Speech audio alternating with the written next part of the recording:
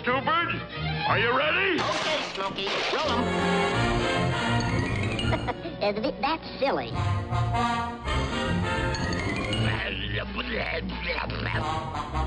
Shoot him now! Shoot him now! I gotcha.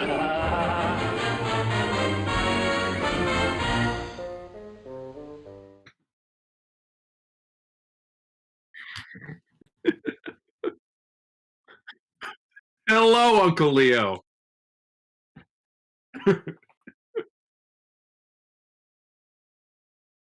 Yeah.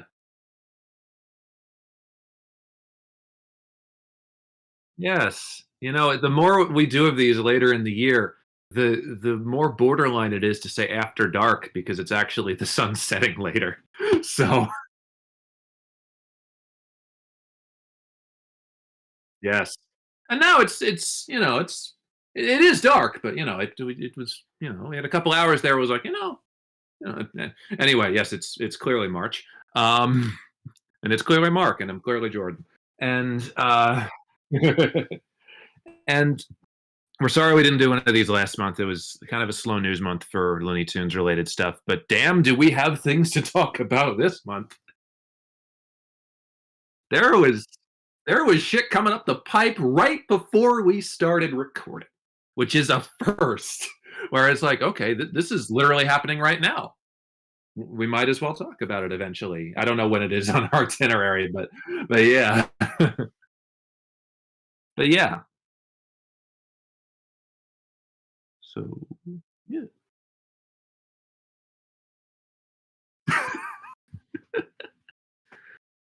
Um, to give you an idea, folks, I just got finished. Literally, what happened was I was watching the end of this week's episode of Survivor. I turned it off and then literally hopped on here and then got ready for this live stream. So that's where my priorities lie right now. But yes, exactly. I really care about y'all. But it's it's crazy. But yeah, no, this is another one of our live streams where we go into detail on Looney topics that have elapsed in the last month or so and talk about some things that are happening with our podcast and answer some questions from you guys. And, we'll keep it loose and low key and fun and have a good time with it like usual. And if you want to shout some things at us, chat's right there, I guess. Yeah. Yes, it is. For context, folks, and you'll get this in maybe a month's time. We recorded an episode last week where Mark's voice was suitably shot, and it's not even it's not like a COVID thing, not like any. It was just like sometimes you wake up and your voice just isn't fucking there, and as podcasters, you fear those days because and I've had a bunch, and Mark, you've had a ton probably at this point, and those days are never fun because it's like it's out of your control and you're swimming against your own your own stuff. But we recorded that and you'll see that episode eventually, but we have you back.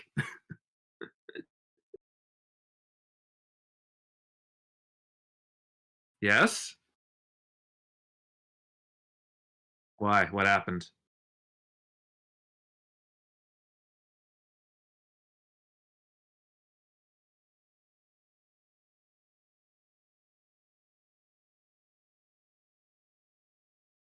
Yeah, okay, so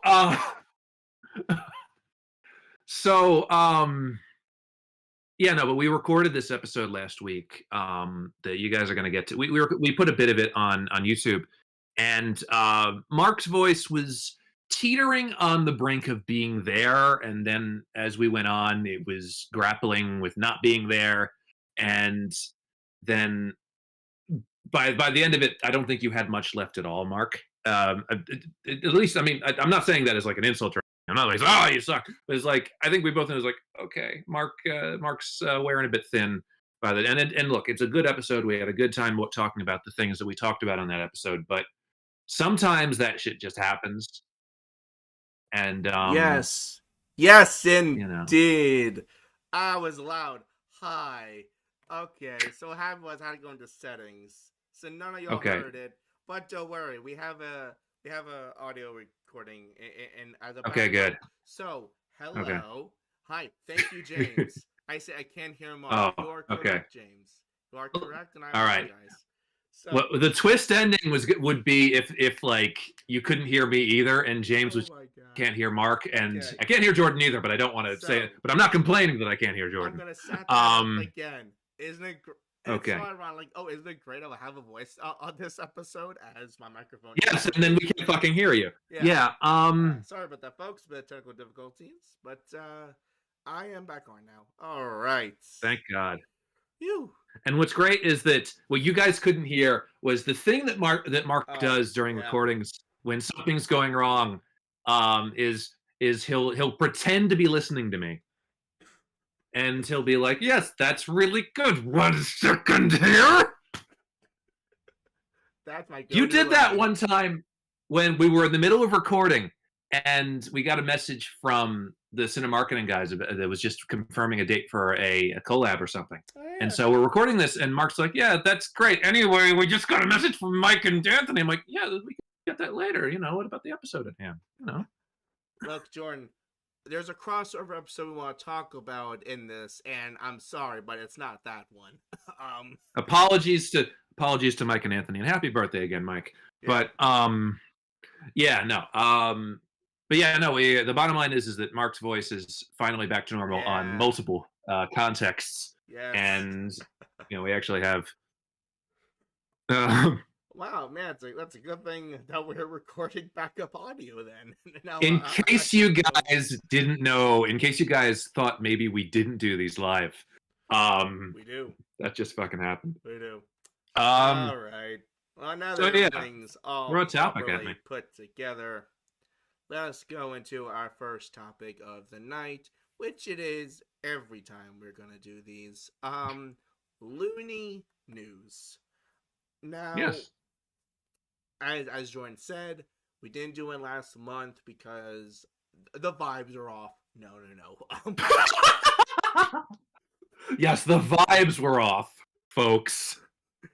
And no, so instead, Fucking hell. we moved it this month, and you know, I had a feeling in the back of my mind, like, God, I hope that we push this back, and that it's just a cavalcade of Looney news just miraculously drops from the sky, and it actually did. Shocking. Yeah. Yeah. How about that? So, I don't. Should we go to the ones we had lined up first, and then we'll get to the one that just dropped? Yeah, sure. You know, we'll save the juicier one for last, and by juicy I mean very selective on what is being said. We'll get to that. We'll get next, there. But yeah. But yeah, what do we have? So, first thing is a Looney personnel. I believe mid this month announcing they were leaving a Looney Tunes project, which is Michael Rocco, who worked on Looney Tunes cartoons. We've covered his material before, and I've heard that name a bunch of times. Yeah, and he was the guy when Bye Bye Bunny was announced. Like, oh, it's a movie's a myth. The quote, I'm telling you, it's a myth. And it doesn't exist anymore. It's completely. And he was the guy, like, hey, I'm the story editor of the thing. It's not canceled. We're just on hiatus. We're still doing stuff. The studio actually loves the movie. They're gonna they put it on hiatus to do even more songs. Gonna make it a full musical and all this stuff. And then in the middle of this month, he just tweeted out, "This is my last day of Bye Bye Bunny. I'm leaving Bye Bye Bunny." Yeah. And that's not great when the person that was calming everyone else down is like, "Well, I'm done. I'm out." Well, it may be. Let's just examine that for a moment, because a lot of people were taking this as sort of like oh my God, he's left, oh my God, he's been fired, or it was like, he just, all he said was, this is my last day on the project. Maybe, and hear me out here, maybe he just finished his duties on the project. Oh yeah. Maybe all of the things that had to be done with story and with, scripting and storyboarding and making this possible are done. And maybe now it's in the hands of animators and musicians and all the post people. That's the best case scenario. That's what I honestly think it is. Yeah. Because he isn't saying like, oh, it's not happening, or oh, this is we were all sacked or anything. It's like, okay, I am done. I have done the things that I have needed to do on this project. He didn't say the project's dead. He didn't say the project isn't going to happen. He just said, well, I've done my part, and now other people have to do theirs. And I think that a lot of people have sort of went into full panic mode when they really haven't needed to. Now, again, this is based off of nothing. This is just my idea of what it might mean. I could be very wrong, and I have been very wrong before. But for instance, I thought that Warner Brothers taking all the 40s and 50s cartoons off was a 3-day thing, and then it wasn't. So I've been wrong before, but this is what I think it is. And listen, you can't blame the Looney Tune fan community for being a little bit on edge. I mean, we haven't had many wins lately, and it is getting to a point where we kind of just expected, like, oh, yeah, he's probably fired. Oh, yep, that's probably not gonna happen. Yeah, yes, before mid-2000s. The next big Looney Tunes movie still doesn't have a release date, and that's concerning. Like, yes, it'll come out, but like, we don't know if it's even going to be a 2023 release anymore. Coyote versus Acme, which ain't good. It's not like Acme versus Coyote, and I haven't made my presence of this not known, but I hate that the only actor who's actively posting about Acme versus Coyote is John Cena. What are you talking about? I don't see anybody on Twitter posting about it. Well, no, it's not on Twitter. No, you're right. It's not on Twitter. It's on Instagram. And all right, I'll restate the joke. I don't see anyone on Instagram sharing it. Give me that. One of the few wrestling jokes I fucking know too. But sorry, James. I know you're a wrestling guy. But yeah, it's just it's just this thing where. And, like, nothing against John Cena. He's a very nice guy. I saw Blockers in theaters with my sister. It was a lot of fun. But I like Blockers a lot. Blockers is a lot of fun. But, yes, when it comes to, like, when your best marketing for Acme vs. Coyote is John Cena posting random Looney Tunes pictures on his Instagram sometimes, and Eric Bauza just, like, saying, hey, I'm out. I'm at the studio. I'm recording something. Oh, I saw something or something. Of course, he can't just go on and say the movie's coming out on this specific date. Here's who's in it. Here's who I've watched. Like, he can't do that. Here's my theory on the John Cena posting Looney Tunes things. I imagine it was the kind of thing when he started, he would only figure that it would be sort of, leading up to the release of a trailer, or it'd be like planting little crumbs before that, and then it turns out that they moved the release date, and now he's just doing that until the end of time. It reminds me of this is an anecdote that that only marginally actually makes sense in regards to this. Okay. But there was one time I was over a friend's place during one of the coldest nights, like snow and ice, and it's crazy out, and we're getting into the car and we're leaving, and we I think we had this was like 10 years ago, we had like the like emergency brake on, but like, and we see that my friend's parents are just sort of waving to us from like the front door, and so we begin to move out, and it turns out the ice is just sort of like really slick, and so we just sort of like start sliding downwards, which is not the way we intended on going, without even meaning to like brake or anything. And so and I look at my friend's parents, and they're still just awkwardly like saying goodbye to us, like, okay, they haven't left yet. They're in trouble. Let's just keep waving. Let's just keep waiting meekly as they figure out how best to hit the brakes and actually do something and move the car. And that's what I think John Cena is in this situation. It's like, well, I can't. Well, obviously, it's not in my control anymore. This is all I can really do is just keep posting these and wait for something to happen. Yeah, like, and we have a comment here from Spiders Prime, which hi Spiders, how you doing? Spiders. Says because James Gunn is working on that Superman movie, which true, but he was working on Acme vs. Coyote before he ever became the head of DC Studios. Yeah, I mean, you can say that James Gunn's wearing a lot of hats right now, but also it's not exactly James Gunn's movie. He's not the one who directed it. He's producer. Yeah. So, I mean, it's like I feel like, and it's also Warner Brothers obviously being selective in what they want to put out, because obviously they want to make sure they're conserving the amount of big blockbusters they put out in a year. That's why they have 3 or 4 DC movies slated for this year. I'm okay. But no, I think that it's just Warner Brothers trying to space it out. Probably, I feel like they're trying not to recreate exactly what happened with The New Legacy. Maybe that's why they moved him off of July.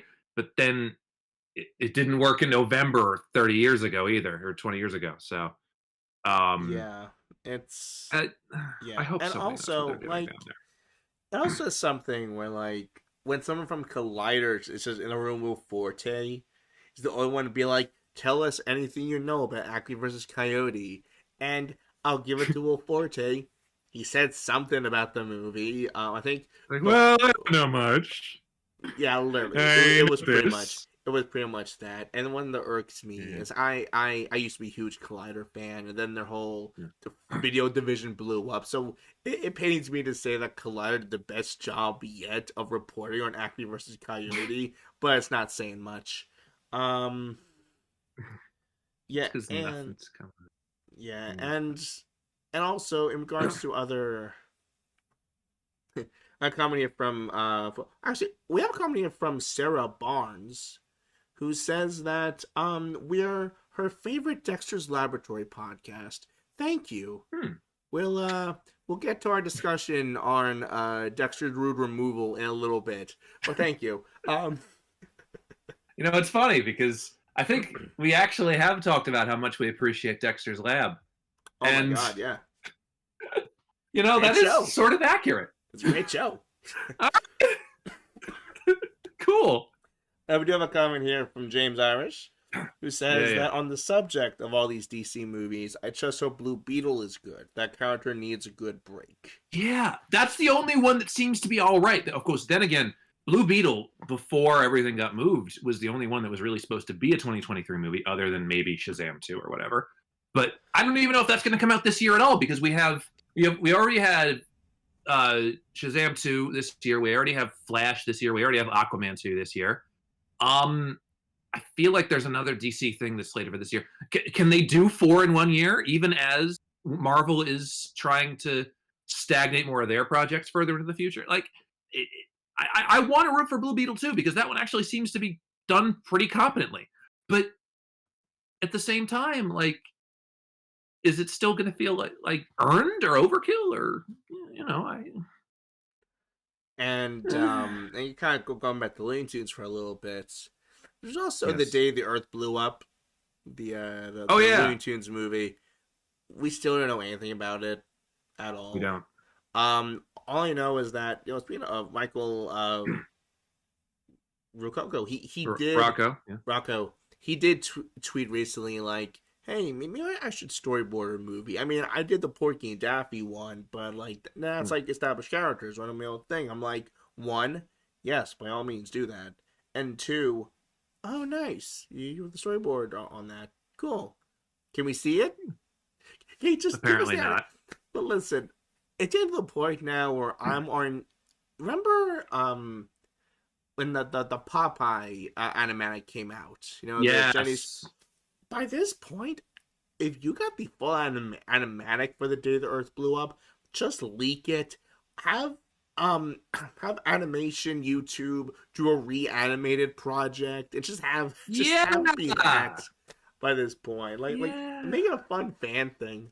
I'm fine with that. And look, if you want to Deadpool it as well, and just like put out. I mean, they already kind of did that with an animatic of it, but like they want to just put out a whole thing of footage of it and just say, hey, if you want more, then maybe get in touch with us. Then, but set up I mean, set up an Indiegogo campaign, a Kickstarter campaign. Yeah, something like that. I mean, the one thing we're hearing about, I mean, the one guess we might have about some of the Day of the Earth Blew Up and also possibly Bye Bye Bunny is that like the whatever To Be Light that Warner Brothers is doing in addition to HBO Max, the free one that they're doing that has less frills, that it might just go to there, which fine. I mean, the biggest positive sign I've seen recently is the Batman series. The Batman J.J. Abrams Bruce Timm series was like its new Batman show. And until recently, I was like, oh my god, yes.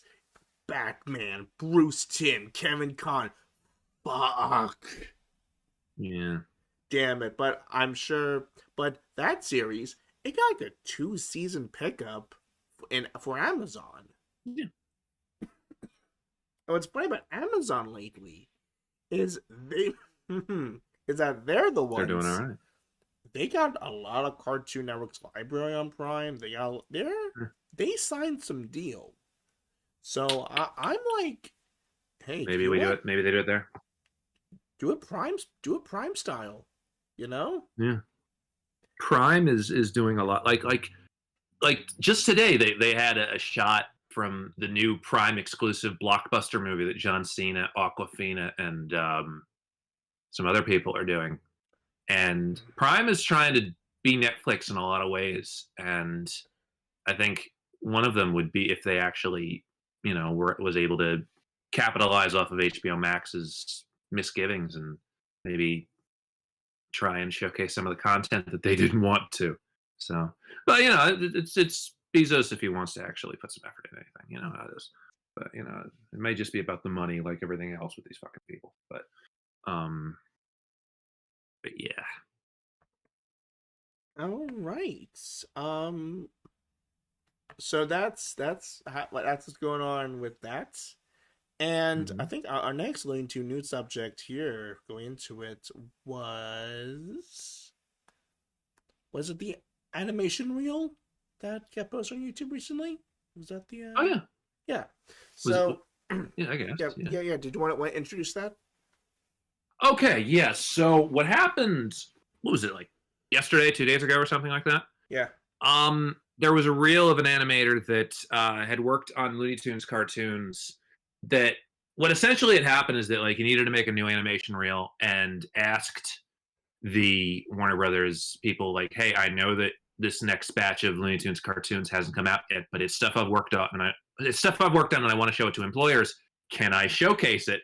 And they said yes. And so that's how Looney Tunes Twitter is getting all of this footage from Looney Tunes cartoons episodes that have not aired yet, that Warner Brothers, that HBO Max have not dropped yet. And so we had this really cool reel. Yeah, they're sitting on them because that's what they fucking do with Looney Tunes content. I mean, listen. If I had to guess, they're fat asses. If I had to guess, when they launch their free service, that'll be. Imagine that, right? 2 streaming services, each of them are like brand new Looney Tunes. It's like, okay, I'll buy it, but I won't buy it because it'll be free. But free. It's just, But yeah, no. But that was a nice chunk of footage because we got to see all these different, like the titles we had the last time. Just all these different out of context, amazing animation things, like all the different Porkies, which obviously went very viral. My God. Or the Elmer one that you sent me. Yeah. Yeah, there's one where it's just Elmer. It's like a more demented version of the Rabbits Are Coming away from the Big Snooze. Yeah. It's like that, but more demented. And yeah, the thing that went viral is there's this apparently a moment in a Daffy Duck cartoon where he's a magician, where his magic trick is turning Porky into different decades of Porky. It's so good. Because the different it's so kinds of Porky in there, because you get like like what is it, Clamp It Porky, like 40s Porky in Yeah, there, I think. yeah, you got Avery. Hold on, I don't think they have. I don't think they have like the fat like Avery Porky in there. I think they skipped over that one. They have a larger early Porky. They have a, they obviously have the 90s one. They obviously have the Chuck Jones one. They have but they're just honestly showing off, just basically doing perfect recreations of, the old time designs, which means this guy knows his shit. I mean, they guy knows his shit, is nice. Which also means, because I remember I tweeted this immediately when I saw it, because I remember when we talked about Duplicate Daffy, how that short would have been a little more funnier if Daffy goes in the copier and it's like different eras of Daffy just jumping all over the place and being difficult. Yeah. And this clip, the thing about that is that Daffy wears less clothing than Porky, and it's hard to really like delineate different areas of Daffy. Porky you can do. Yeah, but yeah, that is true. I mean, I guess all you have to do is just like speed up or slow down Eric Bowles' Daffy, essentially. Yeah, exactly. But or just slow it down a lot to make like 80s Daffy. It just give Eric a ton of cigarettes. Here. Yeah, oh no. We don't want to lose another voice actor to that. No, we don't. But yeah, just, and I was just going, oh, so my idea wasn't crazy. They could have done that if they given. I'm sure it takes a lot more effort to animate a older looking character design than a current character design, but also just little things like the Chuck Jones Daffy had like a different. It wasn't just a Porky illustrated in a late 50s, early 60s Chuck Jones cartoon. It was like a design Chuck would have done in like the 70s or 80s for a painting. Yeah. Which is really cool. I really like that. Yeah, I dig that. I really dig that. So. And also like Space Jam Porky. It's like, oh. I like that too. That's very, very nicely done. So hire that guy. Hire him. Yeah. Seriously, make him animate your stuff.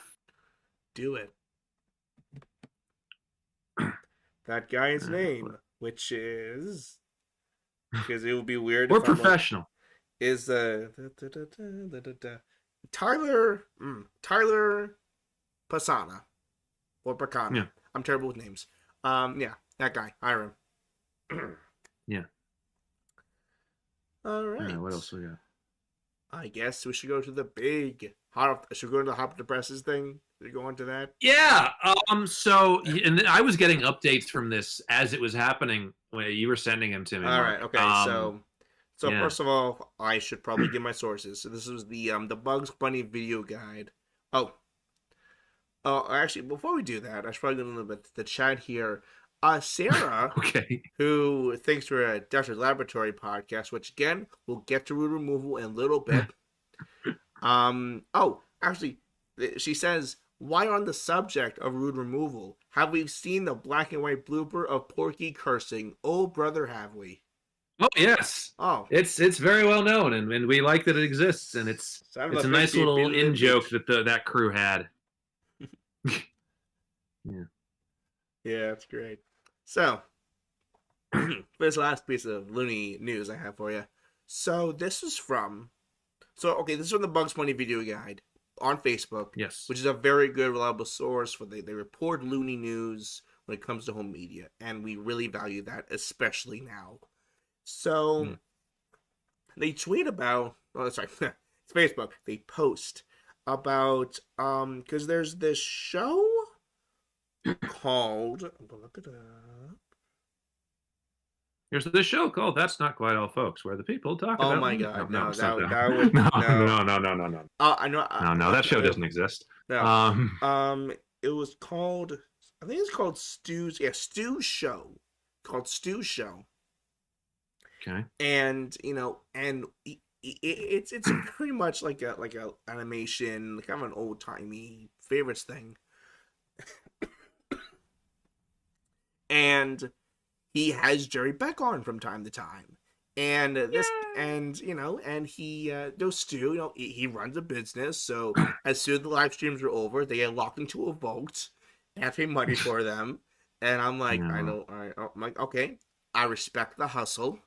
By the way, after you watch this, no. Who would think of such a thing? Anyway, subscribe to our Patreon. Anyways, yeah. So,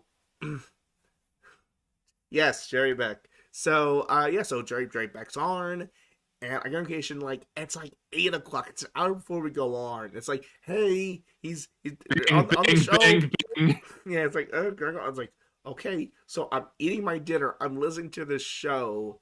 I'm like, okay, waiting for Warner Bros. Talk. And then finally go into, okay, let's talk about Warner Home Media releases. I'm like, finally. So, nothing big. It's mostly just Jerry talking about the recent releases from Warner Home Video. The Tex Avery Screwball collection, which he had a little part in. He claims there's a bit of a shakeup at WB, so Jerry is an R&S top of all these things, as he probably should be. The Superman short collection, which he had no involvement in. Oh, the Fleischers, yeah. Yeah, which, by the way, a little side tangent. There's a Superman 4K set that's coming out next month. It's supposed to come out in April. I think it's coming out in May now, actually. Shipping delays. Where on Superman 1, on the first Superman movie, on the Blu-ray, there's 2 Looney Tunes cartoons on it. It's Super Rabbit and I think Super Duck, if I'm mistaken. So that's nice. Yeah, Super Duck, yeah. Yeah. And all the Fleischers on this is what you're saying, yeah. Yeah, between Superman 1 and 2, they put all the Fleischer shorts on there, which is very nice. Hell yeah. Listen, if you never bought the Superman movies, that's a great time to buy the Superman movies. I bought them. Yeah. I bought them when they released the Christopher Reeve Superman collection because I think he just died. So they're like, here's Superman movies. Yeah. And I have those DVDs. I own Superman 1, which is a very nice DVD set. I own Superman 2, which was fine. And I own 3 and 4. I only have the Donner cut of 2. I forget if I have one. I don't think I have one. That's like the one. That's the one I wanted to own. I don't own the Superman 2 Richard Donner cut, and it's such a better. Do you want my copy? No. I'm gonna buy it when they release the Blu-ray. They'll probably release a new Blu-ray or 4K of it, and I'll buy it. Oh, okay. But yeah, such a better version of the movie. It's not even silly. Yeah. It's not even funny. Yeah.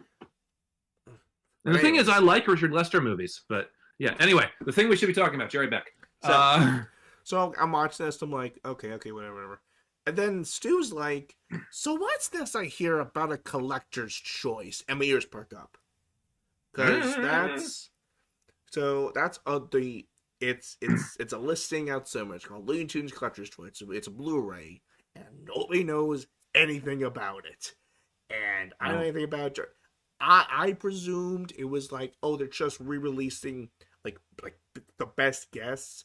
Oh, is it the Golden Collection? But they're re-releasing like a best of the Golden Collection on Blu-ray, which some would argue that those are the Platinum collections, and I argue no.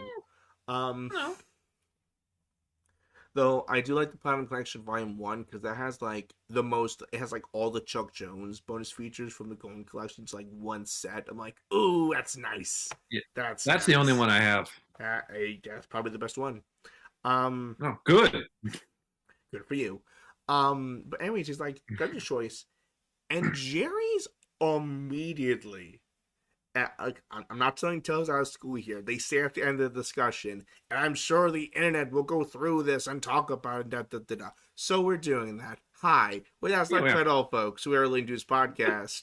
Hi. You remember it so you don't have to. I mean, no. No. Sorry, that's the wrong show. Bad. It's in the corner. Think about what you've done. Oh yeah. So yeah. Doug or me? Gee, that's hard.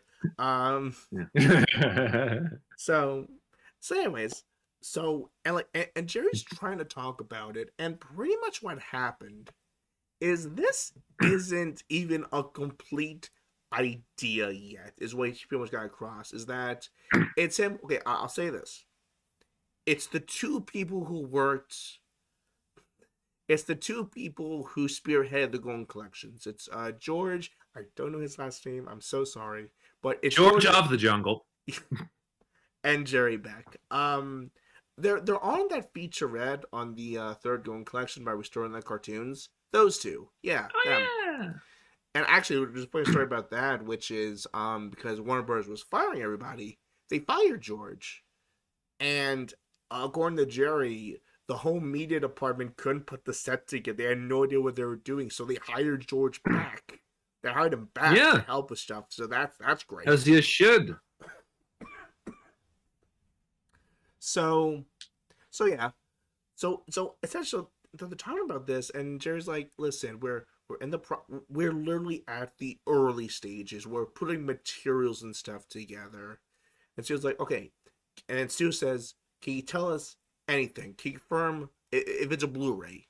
It is a Blu-ray. All right, cool. So that's good. It's like, is there anything else you can say about the set? Anything?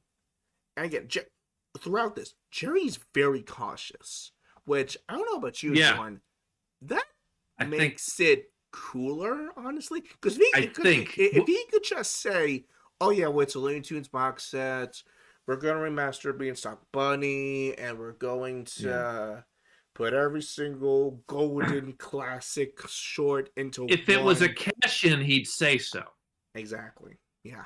But it's not. I tend to think that the second he started talking about the Collector's Choice set, the sniper from Warner Brothers appeared up in the rafters and said, "Don't you dare say a fucking thing about this." Yeah. Let's see. So that was essentially a lot of that. And, yeah. So, but the Jerry, big thing he said. Again, this was information that was supposed to come out. It was kind of leaked, which was it was help they have my kids. It was leakage at WB. That almost always happens. No. From James, can Warner even afford the sniper right now? You know what? You got me. He's on loan from Universal. I got the snipers on loan from Disney. Yeah, they have good snipers over there. The best thing is, they work for Peanuts. Throws the peanuts. Wow. What if the sniper, like George from Warner Brothers, was fired and then came back just for this very thing? My God. So pretty much, but the main thing Jerry said was that their main goal is to make this Blu-ray set like collector catnip. If you're a collector of this material, which by the way, I should point out, he doesn't say Looney Tunes once, but that's what the listing says. It says Looney Tunes Collector's Choice. So I'm presuming that's how it's going down. But, plot twist: it's all Tom and Jerry shorts. Wouldn't that be something? You said catnip. Wouldn't that be something? But pretty much, I'm paraphrasing here. He says, "We put on this that if you're an insane collector, you have everything, you want to have this because of the way it's on here." So they really want this to be a mind-blowing Blu-ray set from Warner Brothers, which, given, in my humble opinion, they haven't really had that in a while. I highly respect the Bugs' 80th Blu-ray that came out a couple years ago. I really do. A lot of that stuff I already own, and it's still damn expensive. But something funny was that Jerry did go on a bit of a rant because, you know, sometimes Warner Archive releases sets that make no sense. Like, they did a Porky Pig 101. There was like a ton of like old Porky Pig cartoons nobody cares about. But Jerry's like, "Hey, we did that so we can preserve the cartoons. You know, so the television can air these Porky Pig cartoons, and the same with any That's other great. home media set they do. Which I mean that is very true. No matter what they release, right? That means that there's a feasible and easier way to obtain it. And if they release it on DVD, an easier way to rip it and put it online for everyone to see. Exactly. It gets out there. Yeah. But yeah, that's pretty much it on that collector's choice. So the news is that he can't say anything. Yes, the news is very hush hush, which again, I don't mind it because that means they're. In my humble opinion, I have no reason to doubt Jerry Beck. I never have. No, he's never let me down before. Exactly. So whatever they're planning, I'm sure it's going to be fantastic. Yeah. Did you have anything more to add to that, Jordan, or shall we move on to the next time? No, I mean, I think you covered a lot of what I have to say about it. I do like that because what's very cool about this is that, like, the phrase collector's choice or for the collector, I see that a lot in, like, either action figures or media or something that's meant not, it's basically a way of delineating from something that's meant for kids, as if kids can't collect. But it's weird using the term, like, it's for the collector, it's for someone. So it's basically code for nerd shit. And I'm fine with a Looney Tunes nerd shit collection of all the ones that haven't really been available on DVD or Blu-ray to this point, or the ones that are really obscure and slip through the cracks and stuff I never thought would be in the conversation whatsoever. I'm fine with that because I know in my heart that I'm a giant old nerd. And, that normalizing that is a good thing. I mean, I'll say this. When they talked about, because they released a Tex Avery Volume 3 set recently, and Dre brings up, like, hey, we put some racy stuff on there that you wouldn't normally expect. Which, in the back of my mind, I'm kind of thinking, Good. No, but, like, what if, like, their big get for this set is, like, why'd you put Central Load on there? Maybe that's one of the things they might be trying to do. Yeah, maybe because that's when why I think of it's so something that would hush-hush. be, because if it's something that it's very collector friendly, that's something that only Looney Tunes collectors would be into, you have to think that some censored cartoons that have never been restored before would be on there. So we might get some facet of Bugs Bunny Nips the Nips or Coal Black and the Seven Dwarves and things like that. Yeah. And it's not in the act of taste, but it's in the act of being a completionist. This is for the completionist, this set. And I think that they're making it clear that that's what it's for, not for kids, not for people trying to get in Looney Tunes, people that are into it and stuck there. And because you're stuck with us here, have these racy cartoons. Yes, it's for your dedication of hello children who came into these cartoons thanks to our Golden Collection sets. Thank you for bringing your parents to buy them, by the way. Well, you've been good enough. Here's Sensor 11. Like, oh, Jesus Christ, okay. Hey, sick fuck, here's a reward for you, Exactly. Yeah. So, yeah. Yeah. You know what? I'm going to try something. What? I'll try something here.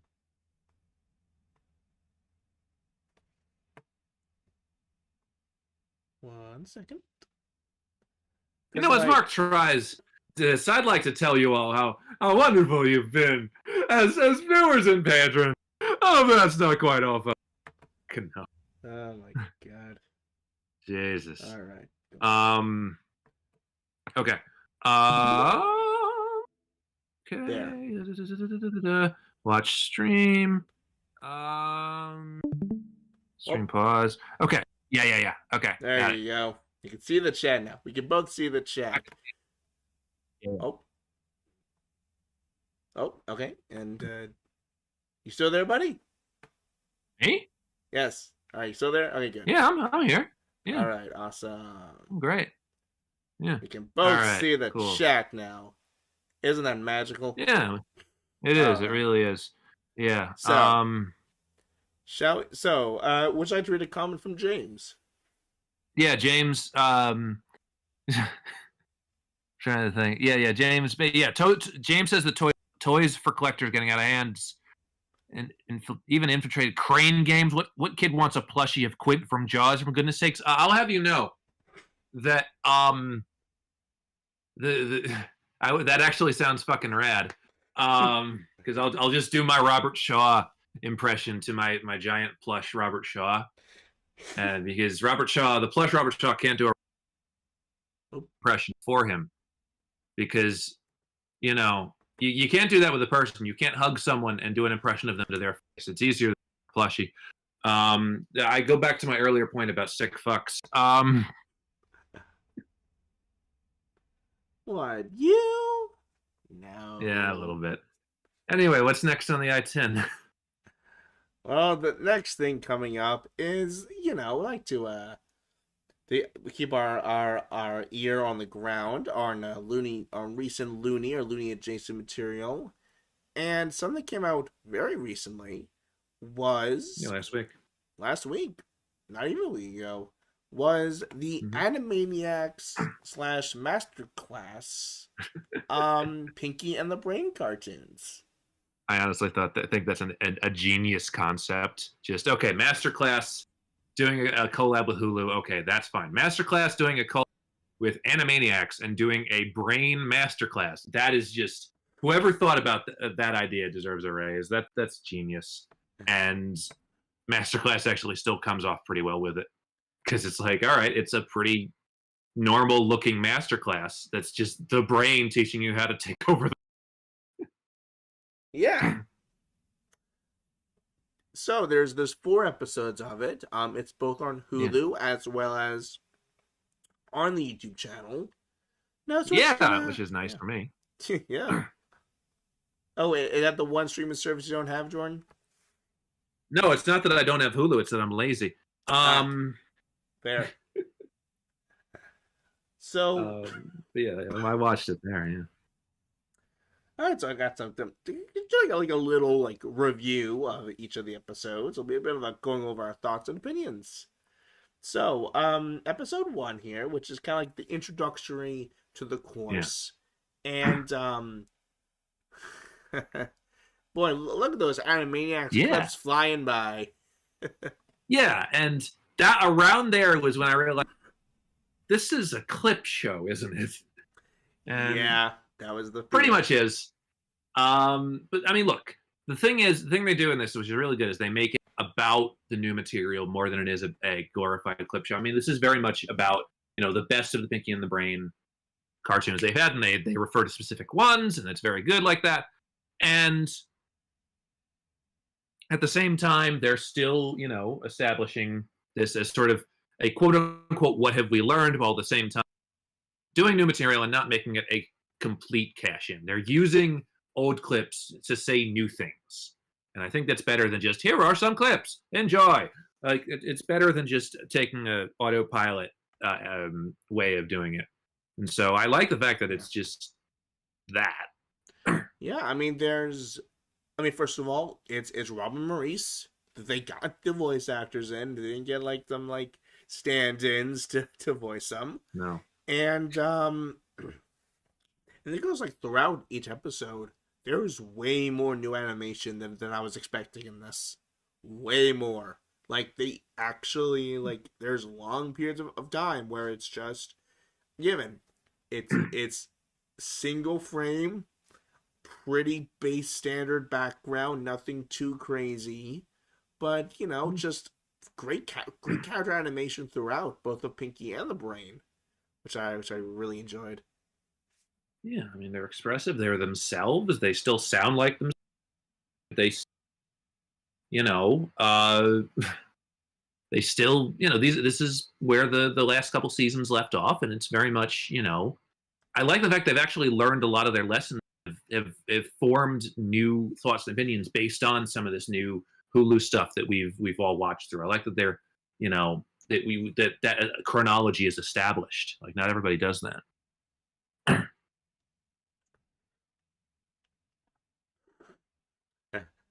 And in episode 1, there's Pinky has a comment of like, I know how to wash my hands without actually washing my hands. Hey, Pinky. They probably produced that during the pandemic as well. So yeah. And there's I love the animation episode 1 of Pinky's siren song. It's like, oh yes, and then just his head turning around like it's a siren, which I really enjoyed. I like that a lot. Yeah, and there's a lot of nice touches throughout this. Like I like that they go into detail on like the the specifics of taking over a good enough henchman or something, or his brain says, what he has lying around, or just there's a lot of just really nice touches and well written touches owing to their relationship over the years, and and it sort of chugs along. The reason I'm not saying a lot of specifics is it chugs along. There weren't a ton of moments that really stood out to me, but it was still just, solid all the way through. Yeah, I mean, I like how with episode 1, there's like a fire, and then episode 2 begins with them putting out the fire and trying to deal with the chaos. I like that a lot. That. Good consistency. Yeah.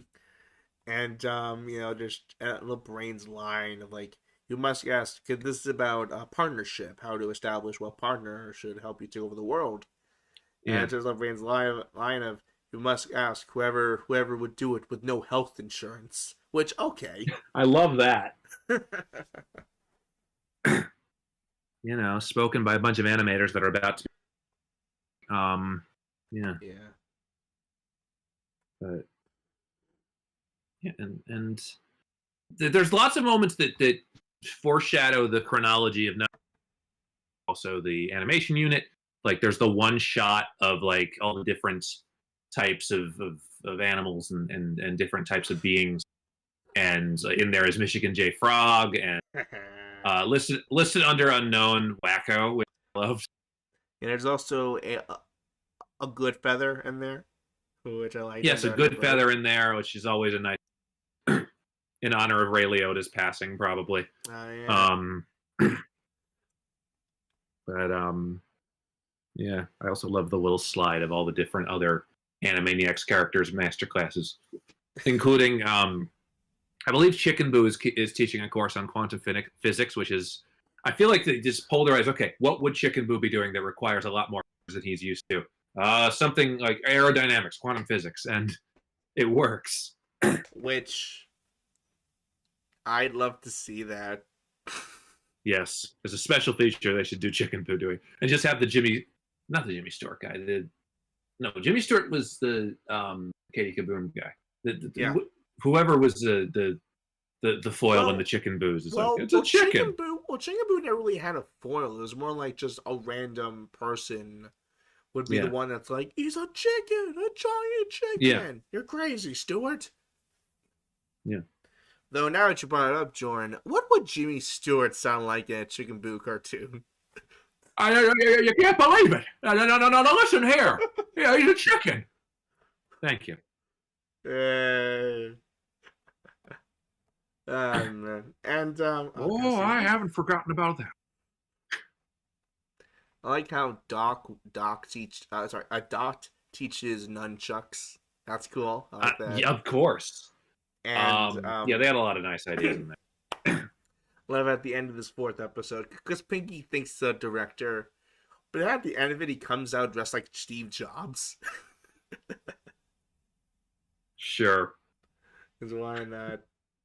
And here's the one thing that gets me. We have to have more Pinky in the Brain media.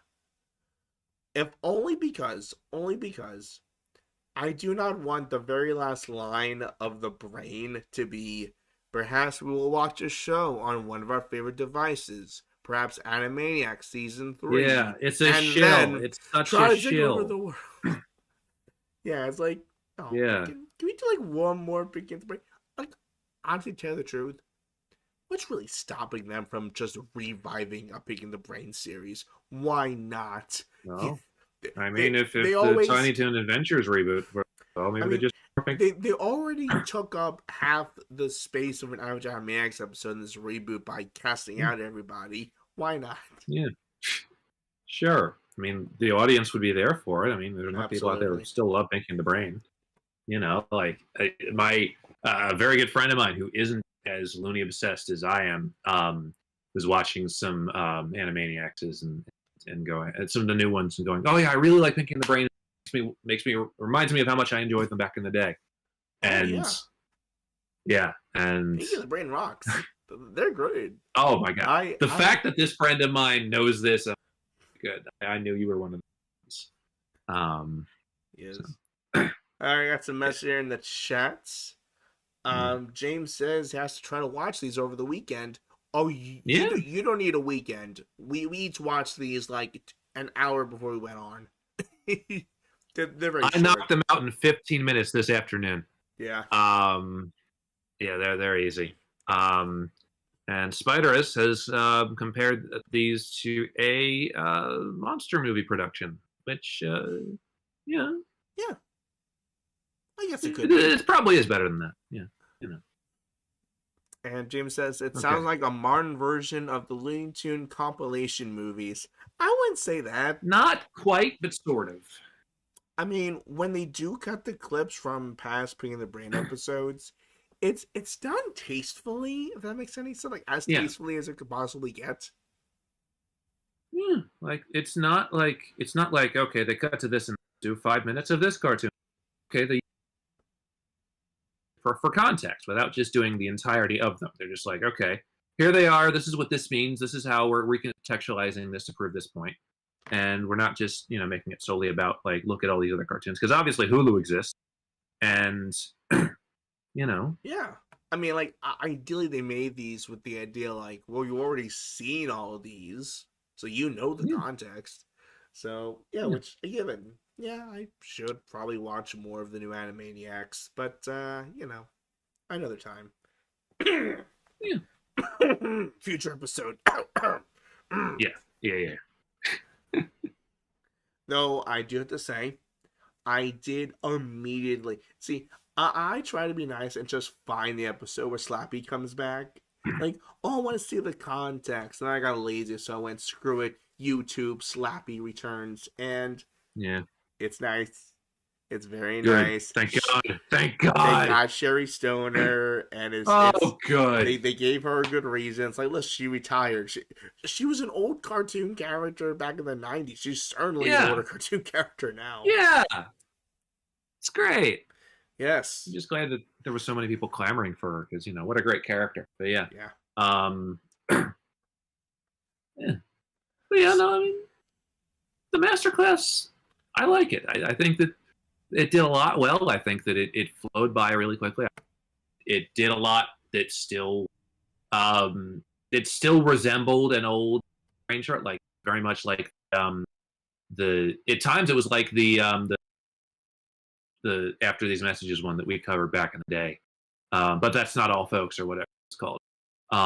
Where they were like doing this thing for the television camera as well, chatting amongst themselves about what their real plan was. Yeah. And I like that they were able to do that in this, even if the plan sort of went out without whimper.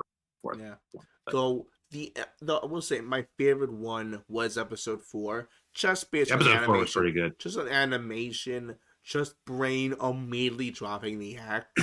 Like, yes, and my last final thing is you. Yes, you. I love that. Home. It's like, it's so... But it just, listen, you can tell Maurice and Rob have fun doing this. Of course! Especially, like, I feel like with Maurice, whenever the Brain gets to actually be evil and monologue, it's like the best. You can really, like... It's fun, it's an over-the-top character. It gets to be over-the-top and ridiculous. Awesome. So, yeah. But yeah, no, I thought this was a good idea overall. I mean, look, it wasn't too showy, and it didn't have that many like my God, that's the funniest thing ever things. But it was nice. I'm glad they did it. I'm glad collab, and it works. It's a good way of spending 20 minutes. It was fun. It's a nice way to kill some time. And again, hopefully this isn't the last we see of Pinky and the Brain, because they're awesome. It had better not. Like, I can't. We love Listen, them. man, I can't go back. I can't go back to only getting to see Pinky and the Brain when Rob and Maurice make a con appearance and hope somebody film the con panel so I can watch it. Yeah. All right. So speaking of something that Rob and Maurice were not in, that's a segue, I guess. We're not gonna talk about our Space Jam New Legacy episode that came out this week. Yeah, it came out 3 days ago. We recorded it a couple weeks ago. This was, and we were talking about this before, but this was a different kind of collab for us. In the collabs we've done in the past with people like my friend Brandon or Mike and Anthony or people like that, we've known them beforehand, and or I've gotten drunk with all three of those guys before. Yes, we've never gone drunk with Jonathan. And Jonathan, well, no. if you're in the East Coast area one day, hey. Yeah, we'll have a good time. But James, no, buddy, it's okay. It's all right. It's good. It's a good problem to have. It's a good problem to have because look, it's nice to have fans. Even half of those comments, and listen, again, a lot of them from the cartoon Twitter space, if even half of them, when we posted the episode, went, "Oh, that's right, the podcast that asked for comments. I should listen to it." If even half of them listen to it, that's more than worth it. That's more than worth it. Look, and I'll say this, and I think we mentioned it in the episode, but the actual episode came in a little shorter than usual for me. Have at least us or Jordan was good at least for the runtime. Yes. Yeah. Hey, it's okay if I stop streaming my chat because you're breaking in and out a lot. Okay. All right. Got it. All right. So yeah, it was a lot of comments, and we said this in the episode. It just it was a lot, but we appreciate it. Plus, we had an afternoon to kill. Yeah. No, but we got through them all, and we appreciate it. Oh, and it says here, Sarah, who I should listen to our episode, thank you so much, agreed with us on the fake Bugs Bunny death. Yeah, it wasn't a crap. It wasn't a load of bullshit. You see, we aired out a lot of our frustrations on the episode, but you can't just make a big plot point out of the potential death of Bugs Bunny. That's something that Bugs Bunny would make fun of in a 19 short. And if you're doing that, then what are you doing? And the one thing about this episode that I honestly aided us in points is the fact that Jonathan, even when talking about some of the things that he was critical of, would still go to bat for this movie as a bastion of the genre, as a bastion of the property, as something that was keeping this thing alive. And that made this a different kind of collab, because usually when we have somebody like Brandon or like Mike or Anthony, they'll agree with us and say, okay, we'll be critical of this, we can bash this around. But this added a new aspect of it. Yeah. And it made it different than just saying, oh, this is bad. It's yes, this is bad, but have you considered, well, these things that went into it, and having somebody that was that had talked to a lot of members of the crew and had that sort of vested interest in the property and was that almost embedded into the property, I think was interesting. And while, yes, we were able to be critical and we were able to,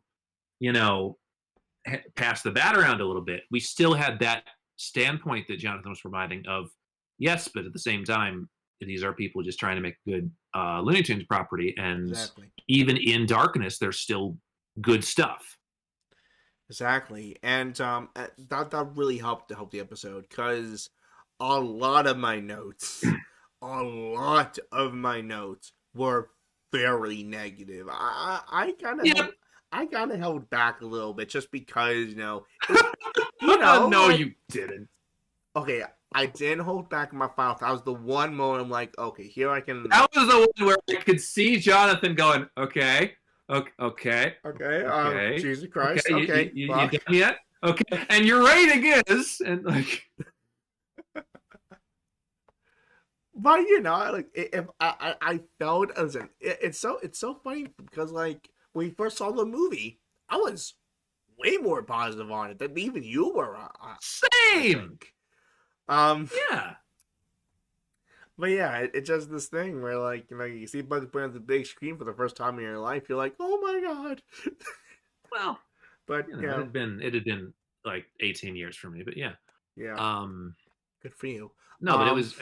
What's funny about that episode, and I think we can let people in on this, is that first of all we recorded it like. Oh. When did we get on it? Like 11? Okay, so 11 at night, right? When we did the planning. So John's on the on the West Coast. On the West Coast. We planned it out so that okay. So he's home around like 9-ish. So okay, so that's 11 us, which is fine. We're big boys. Yeah, that wasn't worried about. I had a Coca-Cola. I had a cherry Coke ready that would at least keep me awake for the next hour and a half or so, and that worked out.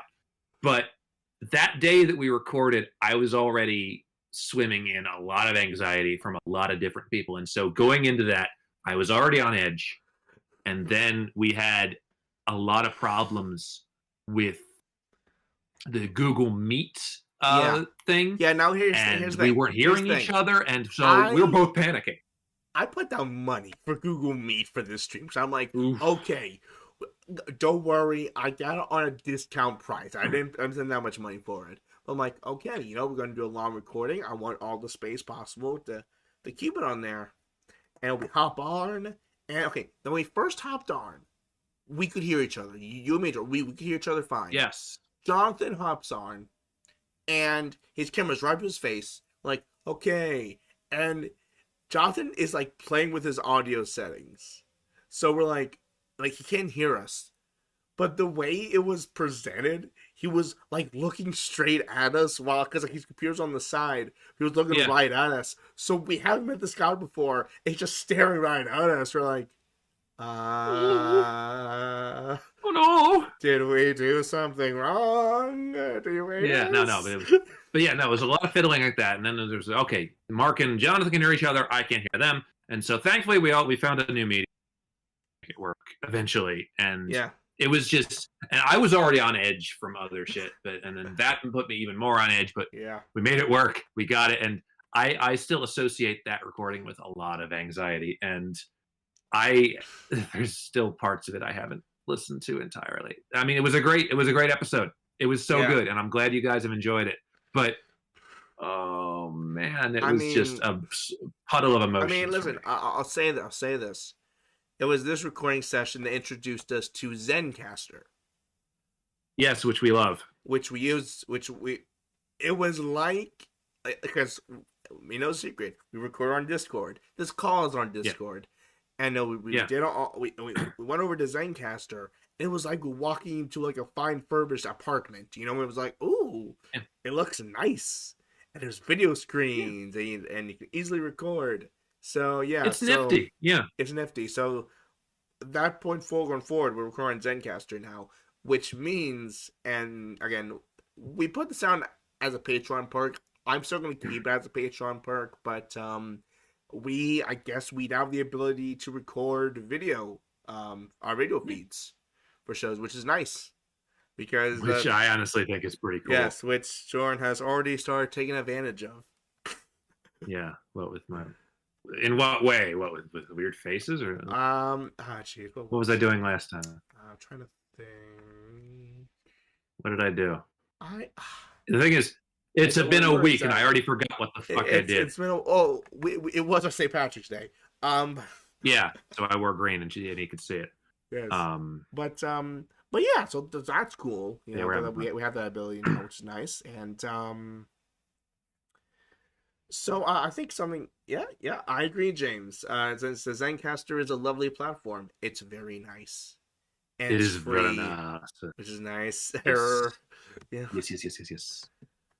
Gotta see what else did they talk about the episode they haven't. But no, it was a really nice. I think I like the final product of that. I know that it's look. I mean, some of our other movie episodes are big and bombastic and to say about it. And I think A New Legacy.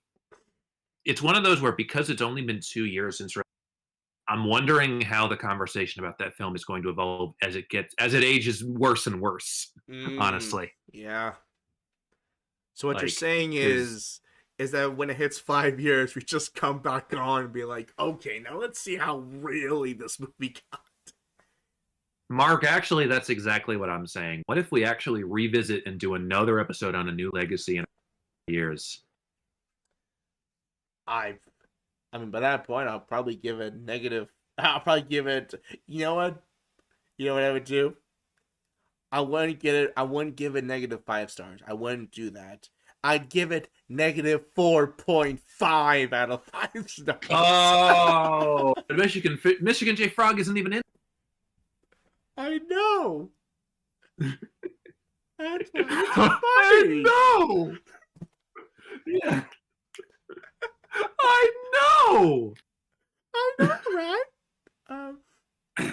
By the way, and this is something I just realized I hadn't told anybody, even Mark. Ooh. For Christmas, a friend of mine that I hopefully will eventually be pursuing romantically, got me. She found a 1994 era original printing, like a tie that has all the Looney Tunes characters in little Santa Claus hats, and it's all the ones you'd expect. You know, Bugs Daffy, Elmer, Pepe Le Pew's on there, Foghorn's on there, Michigan J. Frog is on, and so there's a Christmas Michigan J. Frog on this tie, which is pretty rad.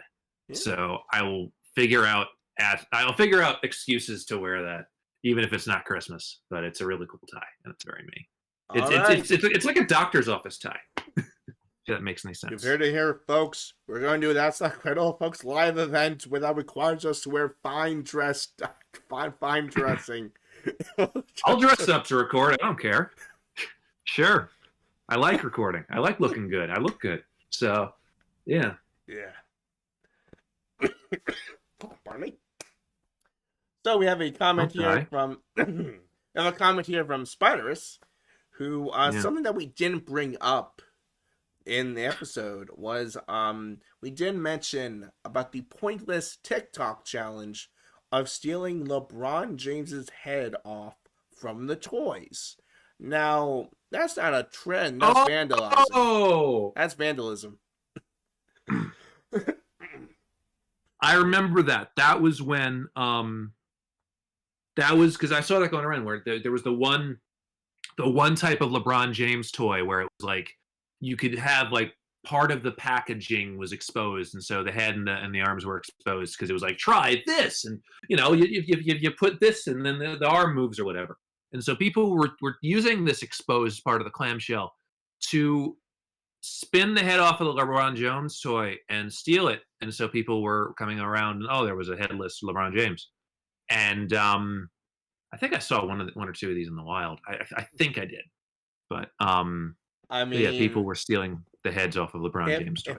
If I knew that, I would have titled the episode, "Give Me the Head of LeBron James." A Space Jam New Legacy episode. Yeah. Or no, if we really wanted to get some SEO, we would have called it LeBron James Gives Head. But we weren't going to do that. No. Yeah, no, we didn't bring it up because I mean we didn't talk a lot about the merchandising. It was weird because it's hard to merchandise a movie like that because it's like, okay, what toys are kids going to want to play with? Because they have like the Goon Squad or the Coon Squad if you're mishearing Don Cheadle. I'm sorry. They have the little toys of them and then all their plated glory, and they tried to do some of the Looney Tunes, and I don't know. I think they packaged them where it was like, yeah, one comes with one Looney Tune and one sports guy, and so that people aren't so that the Looney Tunes don't stay on the shelves or whatever. And They should have done. You know how Mattel or Hasbro or one of those guys did the realistic Ghostbusters action figures, and they would do the ones from like the original movie as well, in addition to like the Finn Wolfhard and Paul Rudd ones. Were they good? Yeah, they were really good because they looked like Bill Murray and Harold Ramis, those guys. Oh, I nice. wish they would have done something like that where they do realistic Space Jam action figures, including a Bill Murray Monstars. Oh my god! Or a Bill Murray Toon Squad jersey. Oh my god! Shirt. No, I mean an action figure. So you know, because we already have a Peter Venkman action figure, we need Bill Murray from Space Jam as an action and while figure. we're at I'd buy that shit up. While we're at it, let's do a Groundhog Day collection. Let's do a Scrooge collection. Just collect all the Bill Murray action figures in the world. All the Bill Murrays, yeah. I have a Peter Venkman Funko Pop near my desk downstairs because I'm that kind of nerd. I am slowly becoming that kind of nerd too. Yeah.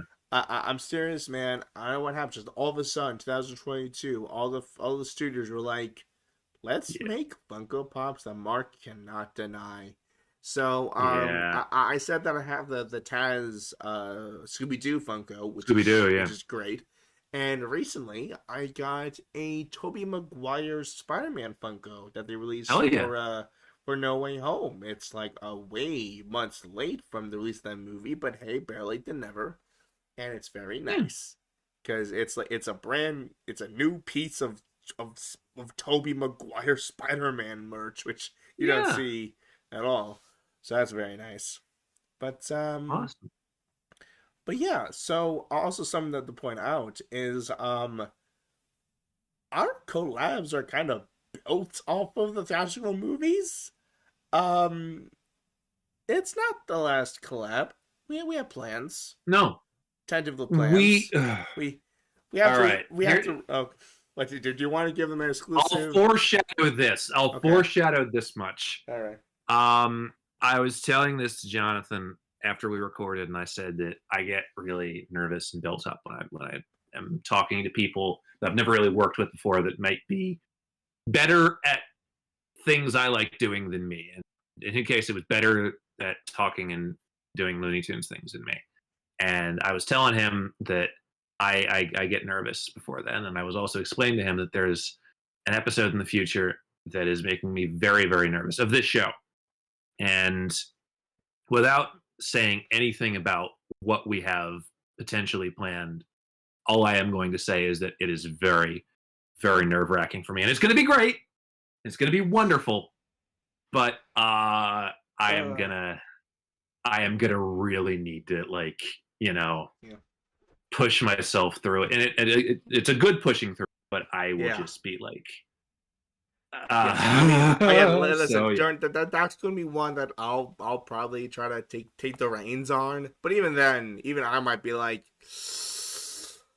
okay, it's gonna be it's gonna be the Dana Carvey show sketch, Waiters Who Are Nauseated by, where it's mostly Stephen Colbert that's taking the hold of it. And after a while, even he gets so disgusted by what he's saying that Steve Carell has to go in and we're not saying we're going to be disgusted. One word.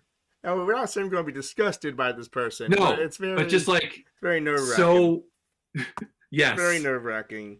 No, yeah, that's going to be something. And we may need guys, people in the chat. You see, you guys like always just like respond to our stuff. We're part of them. You guys may actually have to help us with, because we're almost done drafting the shorts for it. It's gonna be like a shorts episode. We have one open shorts thought available, and we want you guys to pick it because it's such a big deal. What we're gonna do. I don't know when we're gonna reveal what kind of shorts we want you to pick, because that would give it away. That would give away. Honestly, man, that may be something we announce at the end of an episode. Honestly, because I don't think we can announce it in a tweet. Because if we said, okay, do one of these three, this character short, people are gonna go, oh, okay, we know what you're doing. All right.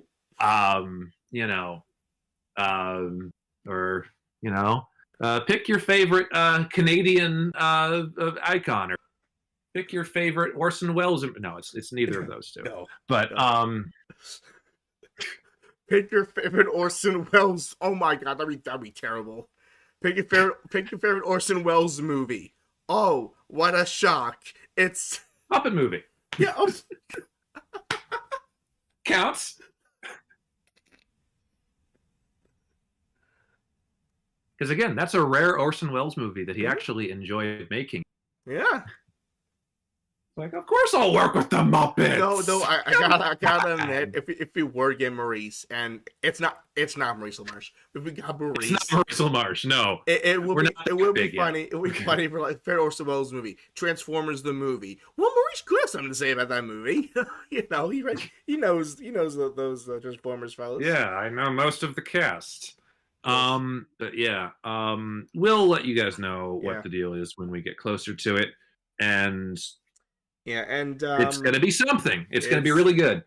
Yes, and I also have like a tentative plan for a little bit later down the line. That's something we have to. We've got a nice plan for towards the end of the year. That'll be pretty cool. But yeah, no, collabs are. We want to keep doing them, and we're gonna have a good time figuring out how to keep doing them.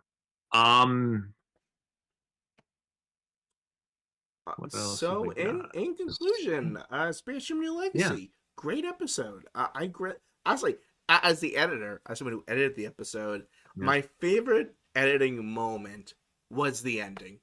I just love the timing of us like applauding that Jonathan said the line with "We win, end." It's like yes. I love the ending of that because it was like it's a fist pump ending. It's like hell yeah, did it. He said the thing. But yeah, no, we love that episode, and we hope you guys enjoyed it as well. And we are excited for movie episodes around the horizon. We've got a interesting one coming up in about 10 episodes. Yeah, 10 episodes. Just come out 10 episodes. Yes, I forgot where we were because I'm already preparing 5 down the road. So 10 episodes. I think we just finished recording our April episodes, or like we're near the end of recording our April episodes. Yeah, we're that far in advance, folks. It's great. We're sitting on a large cushion. If there's any advice we could possibly give for podcasting, by all means, backlog your episodes. Especially if it's backlog them, you'll save so much time and so much stress. You just backlog everything. So we have some comments here. From Spotters in regards to your toy comment, Jordan. It says that Hasbro owns the Ghostbusters toy license, but not the Looney Tunes one. Yeah, right. Yeah, we don't know. Yeah, I meant something similar to that. I meant like because I want somebody to do like, look, Hasbro is my benchmark because with pretty much every property other than Marvel, they've done really good, well-made, well-constructed likenesses. I mean, they've done some good likeness work. They made a Paul Rudd toy that looked like Paul Rudd, but like they're more known for the stuff they did with like the Ghostbusters, and which weird because Ghostbusters. I'm thinking Star Trek. Never mind. But yeah, no, it's I know it's different properties. If somebody could do like even a NECA where it was like just really detailed and well made stuff for like Jordan and Bill Murray and LeBron and whatever. Cool. All right. Yeah, we have again. I beat James to this, but he did mention the Transformers movie would count to his jargon. Yes. That's like the best. I'm not gonna lie. If we had Maurice on, we would just have him could you just read this comment that Orson said about working on Transformers the movie? Yes, they have me working this stupid children's toy about transforming or whatever the fuck. He'd do it gladly, probably. Also, I was trying to point out here, which we weren't playing on this, but we didn't curse in the New Legacy episode. I didn't? No, we didn't curse. We didn't say anything about it. Maybe it's just because I had company over, and I'm like, okay, I need to be on my best behavior. Yeah, if you look at it's like in every episode of our show, it's like E. clean. You know, I didn't think I had one in me. Or to put it in our show's terms, woohoo, woohoo, woohoo, woohoo, woohoo. Yeah, clean. exactly. Which, by the way, right. I'm gonna send this right now. If you missed the Daffy Duck woohoo sound effect we used to have for censoring bad words, oh baby, does it come back in fantastic fashion? Oh my man. Yeah. The Celebrity Apprentice never sounded so good. Oh yeah. Did that one not air yet? No, I believe that's next week's episode. No. I think that one aired. No, that one was the one before the movie episode. Really? Because that was the one where it was a Looney Tunes cartoons episode that came out on the day that Meatloaf died. Oh, that's right. And that's why I brought that up. Oh, that's right. Oh shit. I love making money from painting the turtle. Again, listen, you can tell in the show.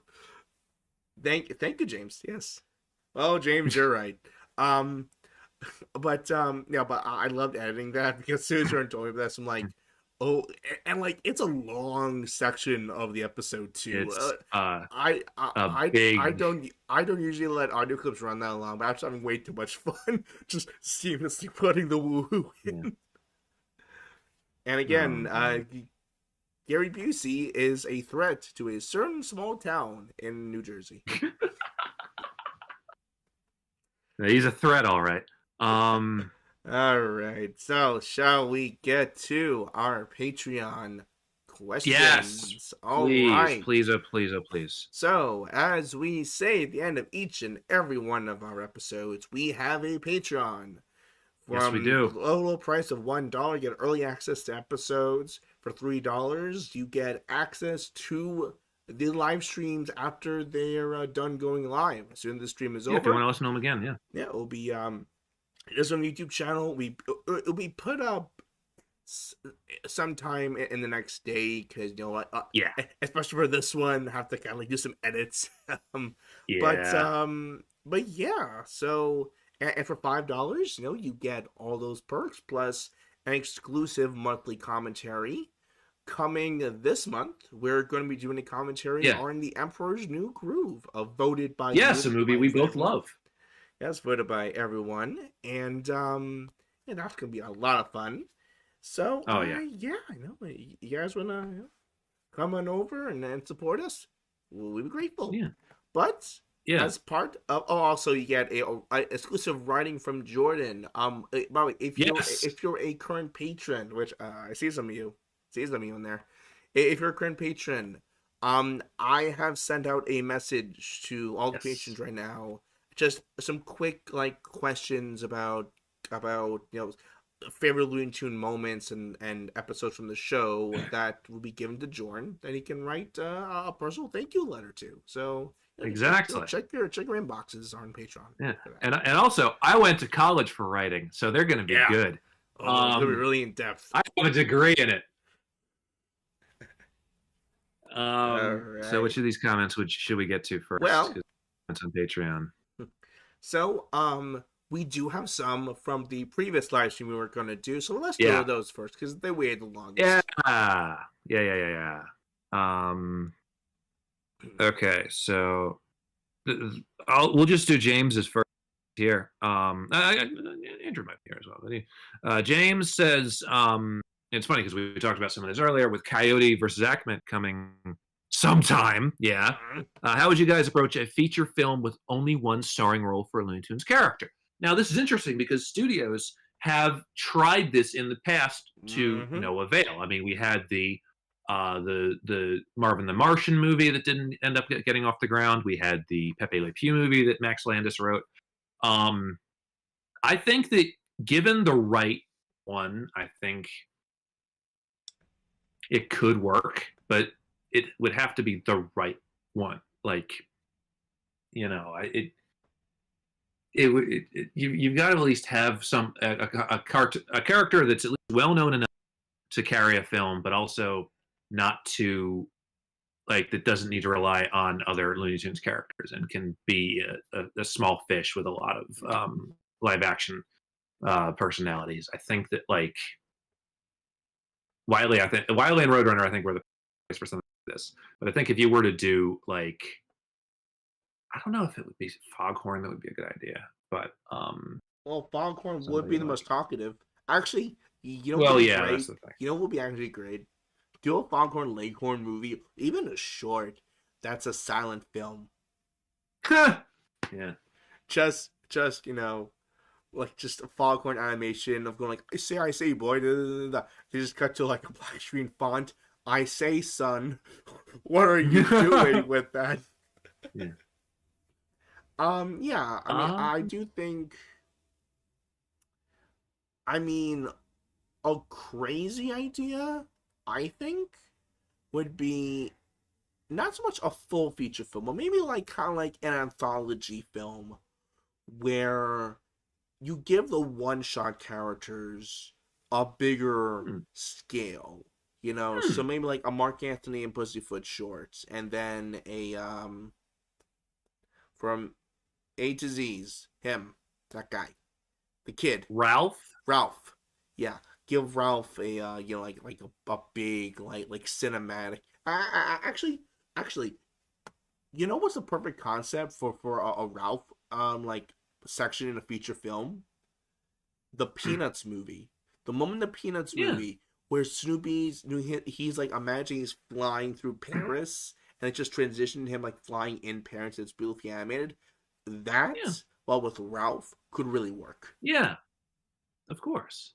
I mean, there's ways of doing it that I think really work. It's just hard to find that balance and also finding the right character that would be all right, leaving all the other Looney Tunes behind, sort of.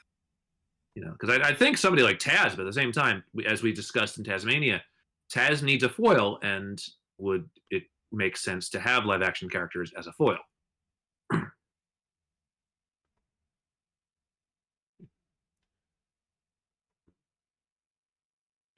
Yeah. All right, and got some comments here from James. A silent Foghorn Leghorn short would be 4 times the length of a regular short, just so people could read the dialogue. Yeah, they're very wordy. Yeah, but just have it be the most basic. I mean, it's a Foghorn Leghorn cartoon. The plots aren't that big. It's all right. So I guess that's all I gotta say about that one. So, Andrew. Yes. Okay, so when we did our last stream, I think we discussed how like we don't know any UK cartoons. Like we don't know any cartoons from the United Kingdom. Yeah. And I think I completely forgot about Wallace and Gromit and saying that, because obviously we love those. Or maybe I did say it, but yeah. Oh yeah, I think so, yeah. But Andrew has a response from us. Okay, so we asked for recommendations. So like what UK cartoons should we watch? So Andrew has some recommendations here. Count Duckula, I know that one. Okay. Danger Mouse, Vaguely. I'm aware of that one. Vaguely know. Of course, Aardman, of course, absolutely. Love him. However, he says, most UK shorts nowadays are targeted to the preschool age range. Yeah, that happens to the best of us. I it's funny because when I was at my old job, one of my coworkers bring in one of his then newborn. She's now like 3, I think, gonna be 4 this year. Blows my mind. And the one show on Netflix that he would set her up with on a tablet or whatever was, I think, British made, and I knew that because it was narrated by Stephen Fry. And so I'm working on whatever I'm working on, and I just hear the voice of Stephen Fry doing this show, and I'm like, "Well, what's Stephen Fry doing there?" Oh, you want to talk about getting old, Jordan? I just got an invite to my cousin's bat mitzvah. She was the first. Okay, she was the second cousin born while I was alive that I was like around for, but she was like the first new cousin that I vividly remember the full experience and everything. So Yeah, and I had one of those too. He's a looking ecologist. Oh my god, yeah. Yeah. It's a lot. Fucking So Andrew has another question here. Do you rely on mostly streaming services for watching animation or physical media? I'm thinking that the benefits of DVDs and Blu-rays are starting to be seen more clearly as streaming services are changing more quickly. Hi, HBO Max. But it's not even available, HBO Max, here in England, and I know it's getting messy. Even he knows it's getting messy. Okay, so on the subject of physical media, I will always say that physical media, no one is ever going to try and steal it from you. The corporation will not make no efforts once you've actually already bought a movie to take it from you. On streaming, obviously, it is completely different, and there is scarcity, and anything could be sucked back up into the internet at any point. And so, even things that are straight to streaming, they could cease to exist at any point. And so, I try and keep as much physical media as I can. That being said, I try and, if something is available on YouTube or streaming, I try and, strike while the iron is hot and consume the media while I can there, even if I don't need to completely own it. Like, I watch a lot of the cartoons for this on third-party streaming sites. Yeah. Because they have them, and they have them in pretty good quality. I try and, if I really, really like a movie, I try and get a physical copy of it. Same. As cheap as I can for the most part. Same. But I've got a used DVD and record shop down the street from me that I can just go down there and see if they have that kind of stuff. But what's your most? But yeah, what's your most recent purchase? Oh God.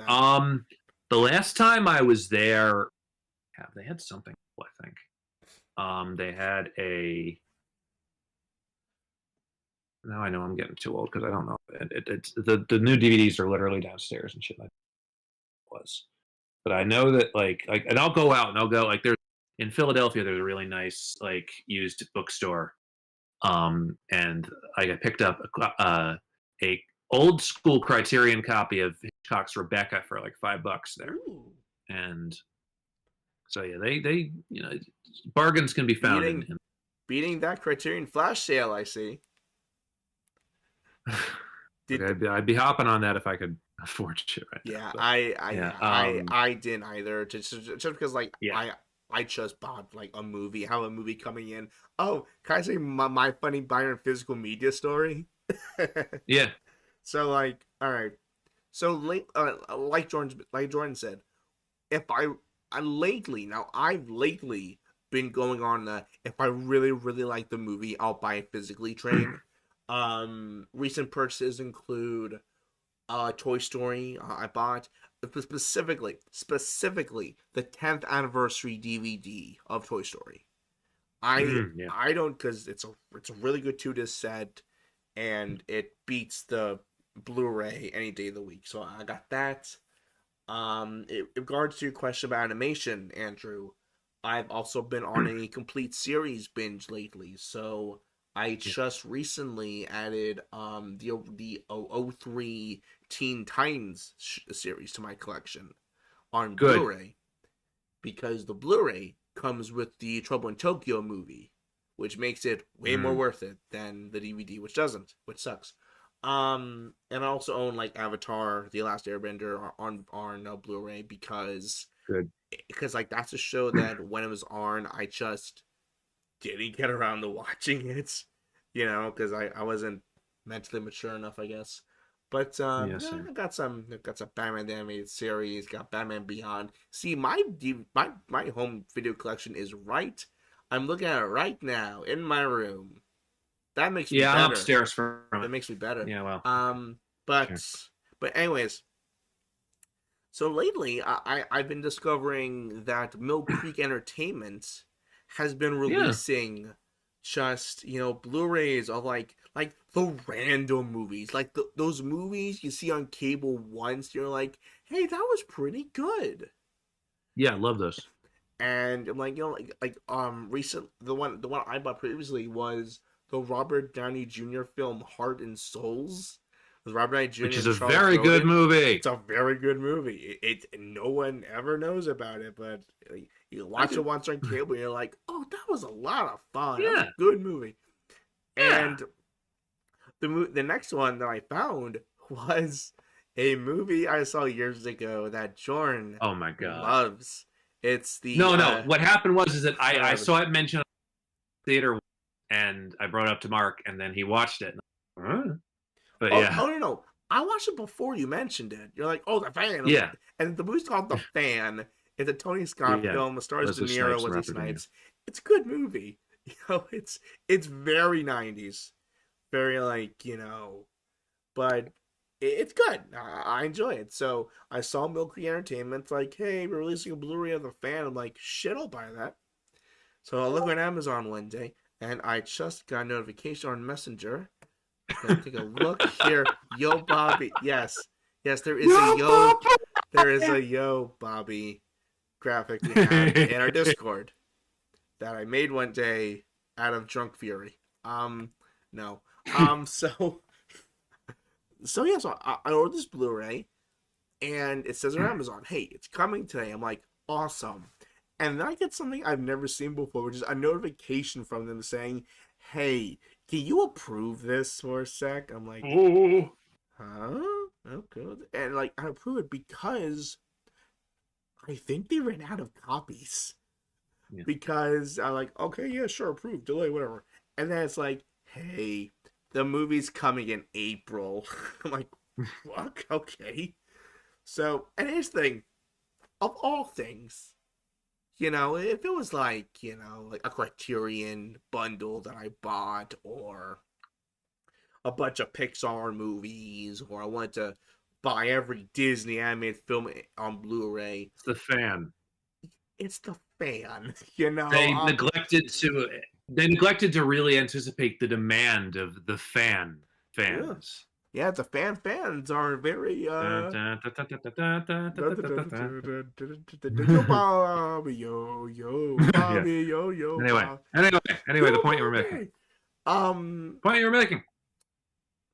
Yeah, no, I agree. You should definitely buy the movies you like. And in regards to watching animation on physical media or streaming, I agree. It really depends on the convenience of it. For example, and there's a great example actually. I bought on impulse seasons 1 through 4 of SpongeBob on DVD for like $17 at Walmart. And Good seasons. Yeah, good seasons, good set. And what was there a good reason to own them? No. Yes. Yes. I mean, It's SpongeBob.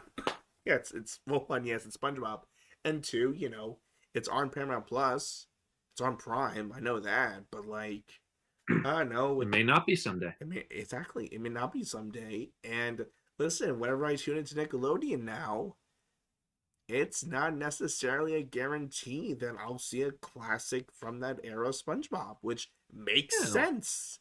They've made a lot of episodes in the 10 years I haven't been watching or whatever. Yeah. But yeah, it really depends on the circumstance.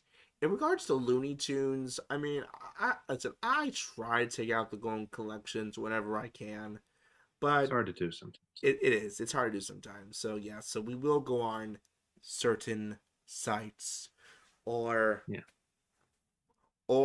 in the case of what we've been doing lately, because HBO Max has predominantly 40 shorts, though that is a pretty helpful service right now. Yeah, for can be one brief instance.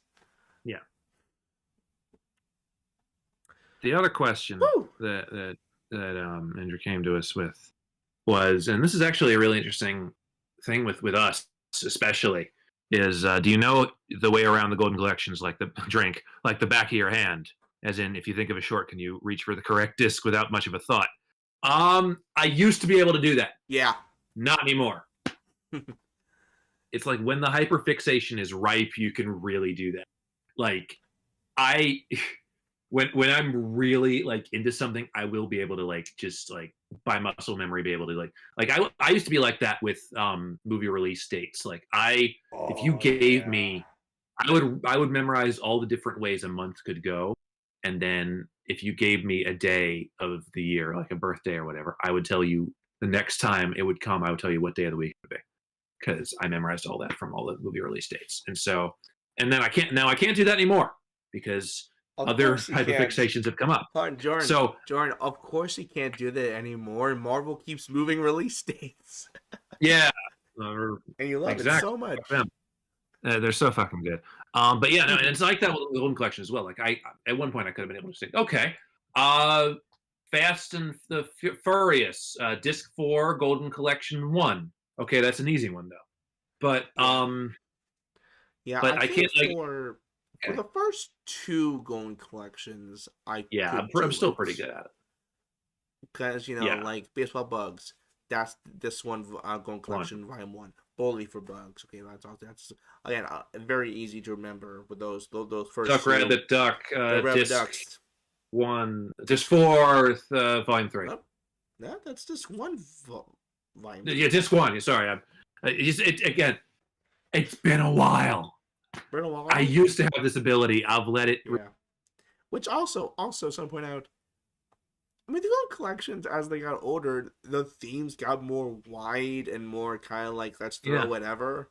So even if we did have this amazing memory still, I think like we can't in good faith be like, yes, Volume 5. Let's see. I want to watch.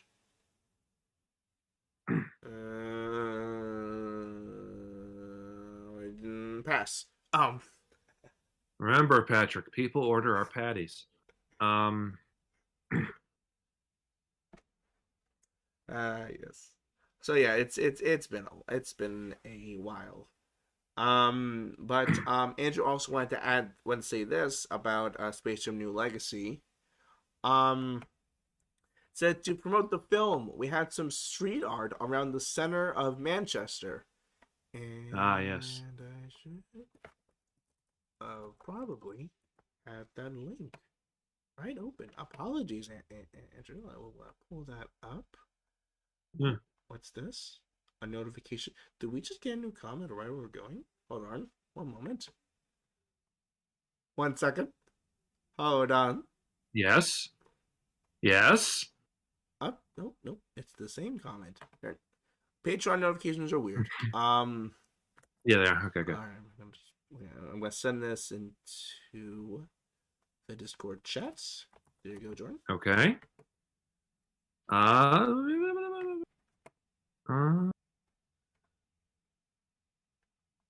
Oh. This is. Well, that's nice. Holy shit! Hold on. Still loading in my head.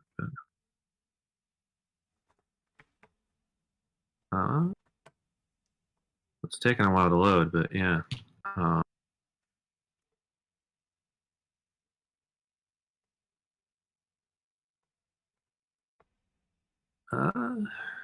I might not get them all to load, but I assume they're pretty awesome. Okay. Let's see if we can pull them up. Yeah. Oh yeah, no, those are pretty cool. Yeah. All right. Yeah. So yeah, I mean, look, I'm at least I'm glad that somebody could at least do like striking key art even for something like Space Jam: A New Legacy that may have been kind of middling. Yeah. I'll just. Oh my goodness. Let's see. Image. I know at least like one image to be put onto the live stream. One moment. Okay. There we go. Yeah, there is a picture of everybody. Yeah, it's very nicely done. Very good. Very, very good work. And let's see, he then goes on.